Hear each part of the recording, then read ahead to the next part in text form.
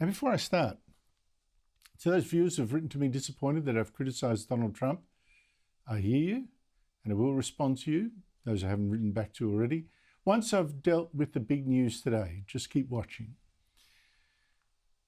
And that news is Donald Trump slapping tariffs on our steel and aluminium exports to America. Now, I don't know how else to put this. This is spitting in the face of a friend.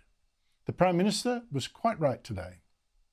Such a decision by the Trump administration is entirely unjustified.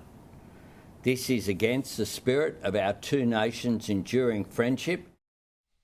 But there is a brutal lesson here that Anthony Albanese seems blind to. We now know what having Australia as an ally matters to this US president. I mean, we have fought in many American wars, in Korea, in Vietnam, Kuwait, Afghanistan, Iraq. Yet Trump still hits us with a 25% tariff on these things. I mean, that's really low. Trump even refused to take our Prime Minister's call over the past month, after making a fool of him last month by feeding him false hope in the only call they've had actually this year, that we would get an exemption. I presented Australia's case for an exemption, and we agreed on wording to say publicly, which is that the US President agreed that an exemption was under consideration in the interests of both of our countries. More fool him for believing it. Trump also shut out our ambassador, Kevin Rudd, which Peter Dutton jumped all over today. It's obvious that Anthony Albanese and Kevin Rudd have had a shocker. The Prime Minister can't secure a phone call, let alone a meeting with the President of the United States. And how on earth can an outcome be negotiated if the President won't even take the Prime Minister's call? I think that's too hard. I mean, I'm hearing it a lot, of course. Albanese should have gone and seen Trump. He should have kissed the ring, but Trump doesn't even want to speak to him. And you look what happened when Canada's Prime Minister, who's just quit, Justin Trudeau, went and crawled all over Trump at his home. And yet Canada got hit with even more tariffs than us. I think blaming Albanese for this is really just politics. I've seen nothing that tells me Trump would have spared us. Even so, and I'll say it again, Trump thinks of Kevin Rudd might be one issue. I mean, Rudd is damaged goods, our ambassador. Trump knows Rudd has insulted him as the village idiot and nuts, and Albanese should have begged for a Trump friend like billionaire miner Gina Rinehart maybe to go and act for Australia instead in this matter. Should at least, I'm sure, have got a hearing from the President and heard the good news or almost certainly bad. But more importantly, the big lesson. Have our politicians realised what this treatment we got actually means for our military defence? I don't think we can assume any longer that America's just going to come and save us. So if that's the case, we have to spend a lot more to defend ourselves and spend it fast. I mean, Trump's team says we've got to spend 50% more. But all that said, too many people are treating what Trump's done to us as an economic disaster. This is terrible, shocking day for Australia. Get a grip. Trump's tariffs will hurt Americans more than us.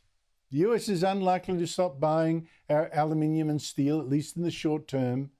Americans will just have to pay more for them. And our price, plus 25% for the tariffs of Trump. More fool them. So it's actually no wonder the US stock market, the benchmark S&P 500, has fallen 8% in the month. 8% as Trump imposes tariffs on friends and rivals alike, especially, though, on his friends. Now, I get it. Trump's plan is to make America great again by taxing imports and thereby getting America to build more of the stuff it buys from overseas. The tariffs are going to be throwing off a lot of money to this country. And we've been ripped off for years by other countries, many, many decades. And they were doing the same thing.